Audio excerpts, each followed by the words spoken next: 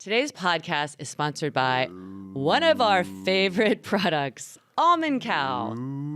We've been using it for well over a year, and I say we, mostly my husband Mark, who is mooing.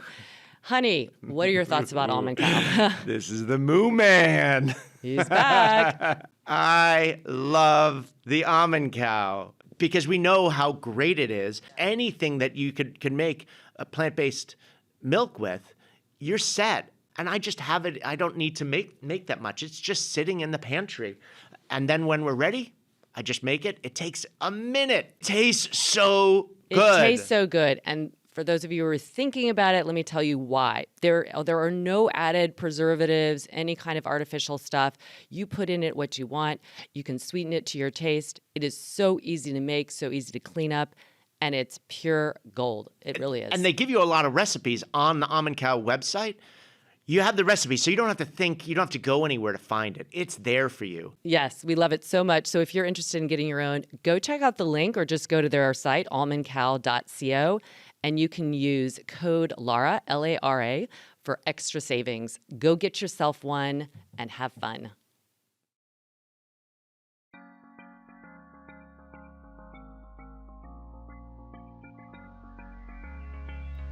I'm Laura Hyman, and welcome to Redefining Movement, a lit podcast designed to investigate all aspects of movement from my background in physical therapy and neuroscience.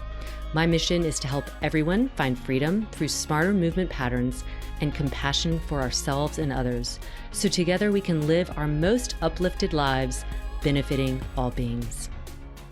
Welcome to Wednesday Q&A, where you all ask the questions and we answer. I'm joined, as always, by my magnificent, beautiful, intelligent, and such a hilarious person and friend, Kristen Williams. Hey, Laura. Hey, everybody. I could say all the same things about you. We did. We laugh a lot together. And we love each other. It's painfully obvious, but we don't care. I know. So great. Has somebody today. like super cool It and is funny and delightful. The All best. right. So we got lots of questions. Let's start with this one. This is from Sherry. You two seem to have a lot of energy. Share the secret sauce. Oh, I mean, that's a great question. And it's I don't know that people would normally describe me that way. I don't think I've ever been hyperactive by way of, like, you know how some people just have a motor that's nonstop. What I have always had is just, maybe endurance is a better word. Like that. And so, what is the secret sauce to that? I think for me, it's always been getting up and moving first thing in the morning. I love to start my day with movement. And Laura knows, most people know, I get moving really early, and that's partly because I've always been an early riser. So it's not been a chore for me to get up at 4:30, at 5, and want to do stuff before work. So I think when you start your day moving, that gets your metabolism going. It, gets your energy up. And then, I do think that also allowing for times of rest as well. I am fine with, when I feel my energy start to flag, to step away and just go sit down and read, or maybe go put on a mindless TV show for 20 minutes. And then it's like that kind of recharges me in a way that kind of helps me keep going. And but I also think part of it's just that I love to move. I really enjoy exercise. I enjoy the way it makes me feel in my brain as well as my body. So that in and of itself is inspiration enough to keep moving. And I think that movement begets more movement. I mean, what else do you have to say to that, Laura? Well, I think it's so great that we are both asked this, because we're different. And we're different, and yet we're not. And the way we're different is, this might be a secret for a lot of people who don't know, but I think my wiring, whether it was, I came from a very academic family that was also very active, but I also have I have depression in my family history. I have, so I definitely have there is a wiring there that if I were to have chosen a different job, I'm sure I would have a different outcome. I don't just wake up out of bed like spark plug. I am, and so what I have done intuitively is I have developed a wiring. I've developed a new neural pathway that makes me feel great, and therefore I just reinforce it. Knowing that I have this other part of me that I sometimes say I'm like a secret couch potato, which a lot of people wouldn't believe, but I have that pull and I have just I've wired myself differently. One, I chose a job that I knew I didn't want to sit at a desk. I think I knew I'm going to feel sluggish at a desk, and for my mindset, that would make me feel even more sluggish. So I also knew that I loved movement. I felt like really, I felt myself with movement. And that's so I have made that my profession. I've made it a priority. I just and now it's like I don't have a choice. It's kind of like brushing your teeth. It feel gross if you didn't brush your teeth for a day, you know? That's how it feels for me. But I want to just say that because some people think you're kind of one or the other, and you really just like really hyper people need to train themselves how to also ground and find those moments like Kristen's talking about of just relaxing. So I think the secret sauce of energy is having all the ingredients. So if you know you are somebody that has to sit at a desk, you're gonna have to wake up early and move a little bit. And it might be challenging, it might not be your thing, but just do it and you'll never regret it. And it doesn't have to be an hour, it could be 15 minutes. If you know, like me, that it's part of my daily life, like it is literally scheduled. I am filming, I am teaching, I am moving, I'm creating. I'm at my happiest in so many ways when I'm creating a class too, when I'm doing it for myself and then I'm going to be teaching it. So I think that don't give up if you don't think that you have the secret sauce, because the secret sauce is really made. I think some very few people are probably born with like all the inspiration, all the academic knowledge and stuff, and this perfectly balanced nervous system. And in this world today, that would be a rarity. So we actually are in charge of that. And so really look at your day and how do you want to infuse more of that energy, and the best way is to move. It is absolutely the best way. Well, and I think It you make a really great point, pointing out that, well, and I said it too, but you said it better, that, what people don't know about us is that I'm a secret couch potato too. Like I Mhm. love to sit on my couch and read a book, but Yeah. I love the way I feel when I move. And so in the same manner that you're kind of talking about it, almost like knowing that you have depression. I mean, I have suffered from depression. I've been on medication for depression, and I still exercise through all of that because of the way it made me feel. But be very clear. You see us on what you see online, what you see on social media. Sometimes, like I'll be like, I'm teaching, and I'm like, yeah, and then that camera goes off, and I'm like, Exhausted. like Yeah. I'm quiet, I'm Oh, reserved, yeah. Yeah. so like what you see is not always what you get. And I do think people are surprised when they see us like on retreats because we are introvert We're extrovert. introverted extroverts for sure. Like we Mhm. love people, but boy, we gotta like that Yeah. battery's got to be recharged. Yeah. And I think that's the other secret sauce is really knowing. I'm teaching this to my daughter now and teaching it by really kind of letting her process and just figure out like she doesn't necessarily want to do all the social things and is now really okay with that, really okay with like that. I'm happiest, and she's so similar, like, when I move, when I eat well, when I read, and then when I go and socialize on my terms when I'm really ready, and also have, like, an exit strategy when I so I think all of the it's just it's that's so th I think that's that's realistic to say there's the secret sauce is really just getting to know yourself. And for me, again, like I haven't struggled with depression, but I know that it is, I think everybody has depression in their, genetic, possibility. And I think that it can absolutely need help through medicine. It can need help through movement, but it can like just knowing that if I were to be stagnant and still, that could be something that I would have to contend with. I think I've always known what to do. And I kind of knew my prescription early. So it's never too late to figure that out about yourself. I love that. Yeah. All right. We also got a question from Megan, who wrote in via our email, and she said, I've wound up overcorrecting my anterior tilted pelvis and created a slight posterior tilt. What would you both recommend to correct this? I'll let you start off with that one, Laura. Yeah. This is one of the most common things we see. People, and when we talk about anterior and posterior tilt, we are not talking about a diagnosis. We're not talking about a condition.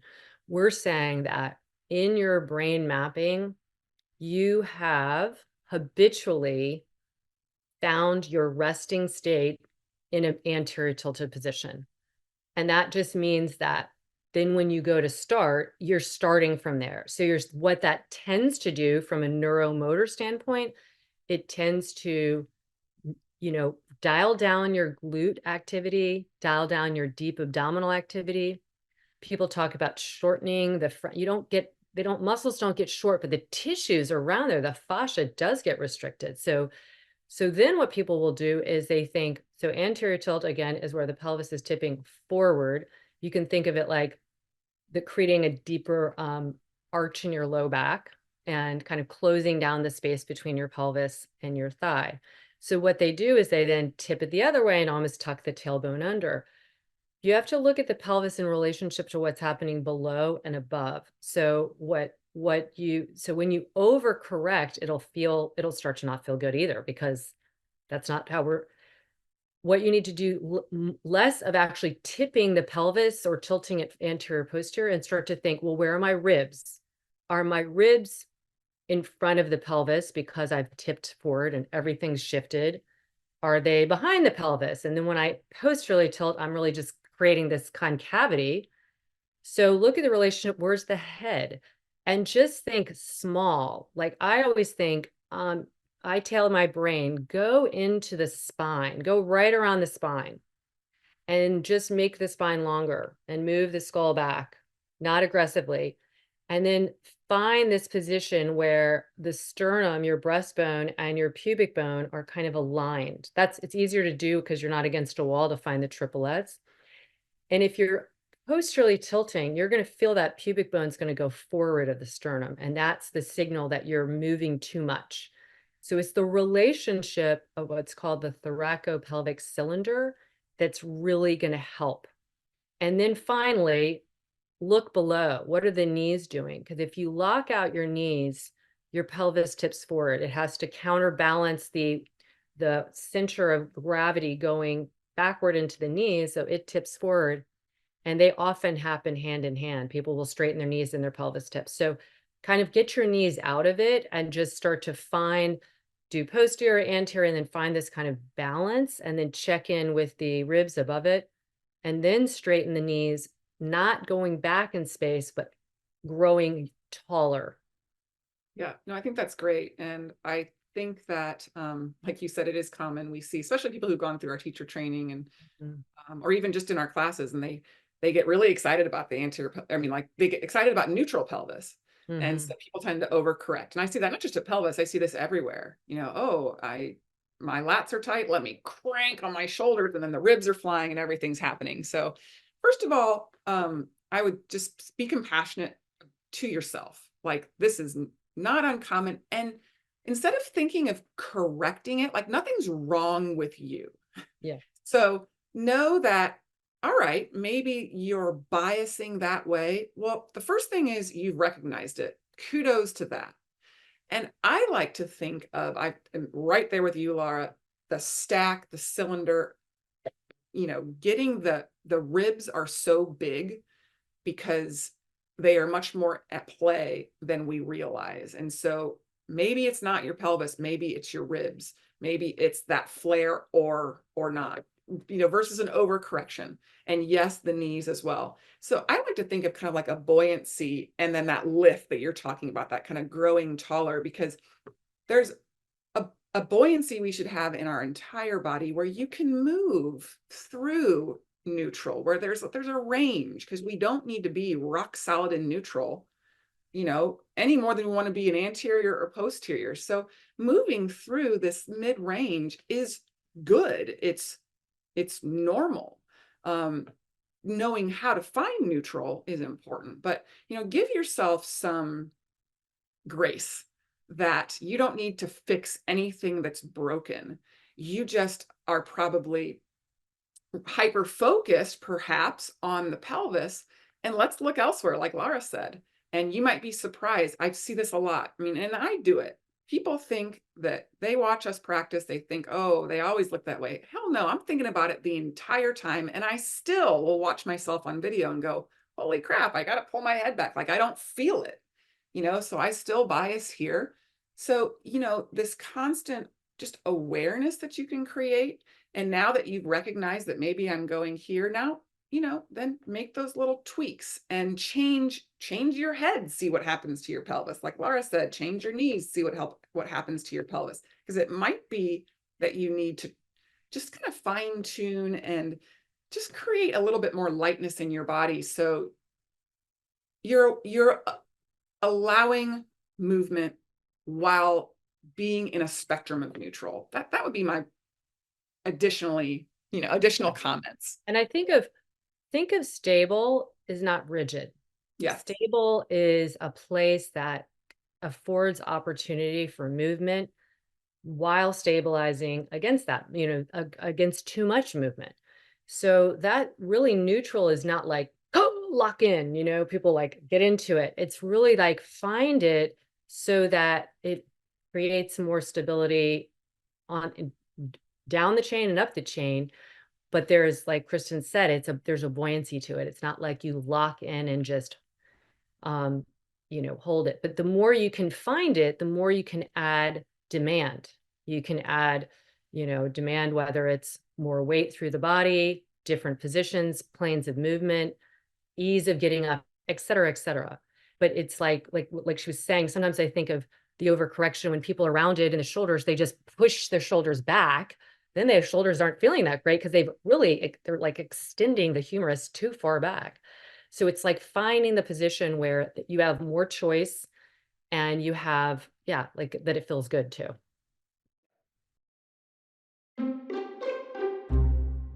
As you may already know, not all movement practices are designed equally. In the Lit Yoga method, we help you retrain your brain and body to move better for everyday life. Our online platform, the Lit Daily, is designed for easy convenience with a robust offering of class types so you can boost your energy while getting stress relief. When we move better, we feel better. So sign up for our free 1-week trial and see how getting lit can help you feel your best today and for years to come. All right. So next question. This is from Milo. My forward head is getting worse. Why do I have a neck hump and what can I do to get rid of it? I picked this one because I feel like I'm asked this regularly. And I know that we saw the Dowager's hump years ago, but this is a different type of hump. You want to first talk about it? Yeah. So, I kind of spoke to it briefly when I was talking about the forward head, so when we have a forward head, the musculature back here has to basically try to hold the weight of this head up. And muscles can only do so much, right? Like they will fatigue. And so what our body will tend to do is to start to lie down fatty tissue as a way to support or help kind of hold that head up. And we get a rounding in the upper back. And so people develop what we call, like in men, they call it a buffalo hump. In women, it's a dowager's hump. Seems kind of strange to me, but yeah. I don't think I want to have either name applied, but dowager or buffalo. But, so it's just the body's reaction in a similar way to when we have plantar fasciitis, the body lays down a bone spur. It's a resistance of tension, so there's a lot of questions. Can I get rid of it? What can I do? Can it be massaged out? And I think your best fight against that is to get the tension off of it. And whether that's coming back, and if you're watching on YouTube, I'm making all these shapes. So that's one thing I could recommend is, drawing the ears back over the shoulders. And that's going to feel super strange to you because this is not where is that's not your normal. Your normal is very shortened in the back right now, most likely long in the front. And we got to do just the opposite. We have to shorten these deep cervical flexors and draw kind of this ears back and up, that length Laura was talking about for the last client, the last question. And then also watching at the rib cage, like what's happening there? Are you flexing? Do you need to get more of an like erect, perpendicular to the floor rib cage? Look at your pelvis. All of this, it's like this fascial line that is being pulled. And how can it's basic physics. If I could just draw a line with the plumb line going down, and you go back to, your old physics or like geometry class, whichever one, use a little protractor, we gotta shorten that angle to get the tension off of here. Probably have to strengthen your upper back. We probably need to strengthen your core.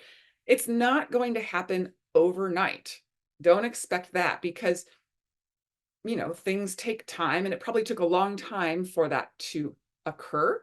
So know that the body is also really good at restoring and resorbing things. So as you take tension off of it, the body is going to recognize it no longer needs that fatty, support.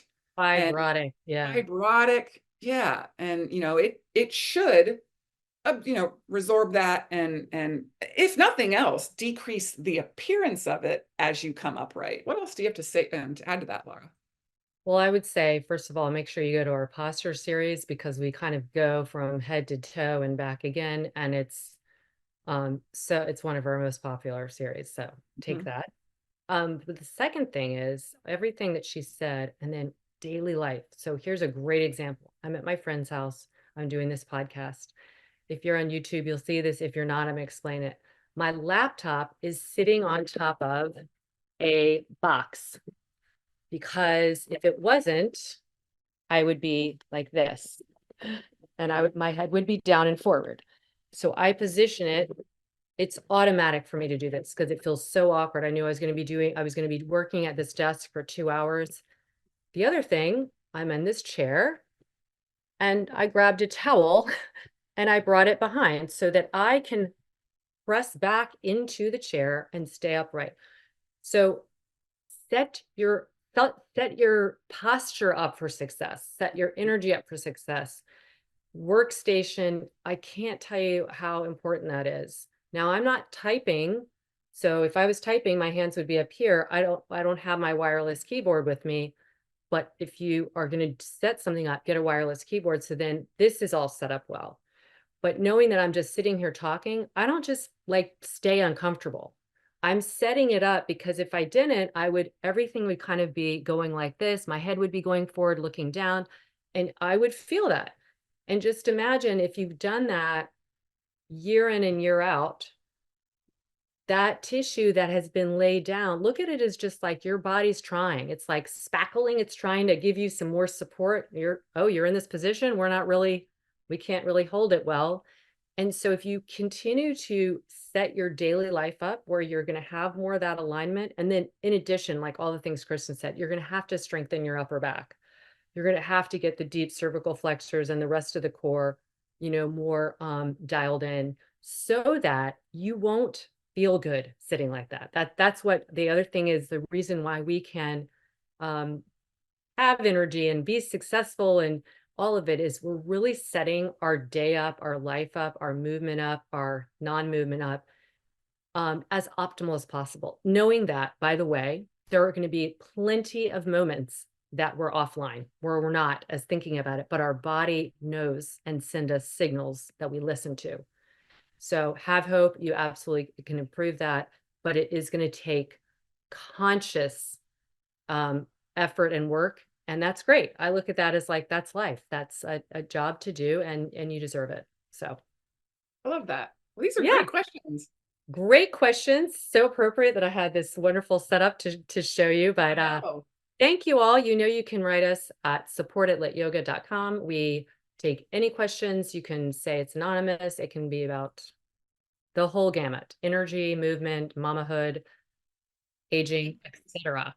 Yeah. You can also find us on social media at KB Williams 99 is my social media, and Laura is Laura.Hyman.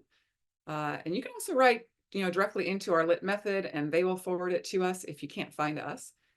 We just kind of file these away, and we are just happy to, share our knowledge with you, and know that, we don't know everything, but we're giving you our best opinions, as well as just years of experience. Yes. So follow up. And as always, we're pulling for you. Thank you for joining us on this episode of Redefining Movement. If you like what you've heard, please like and subscribe wherever you get your podcast. Feel free to leave us a rating and review, or share with someone you know. Check us out at www.litmethod.com.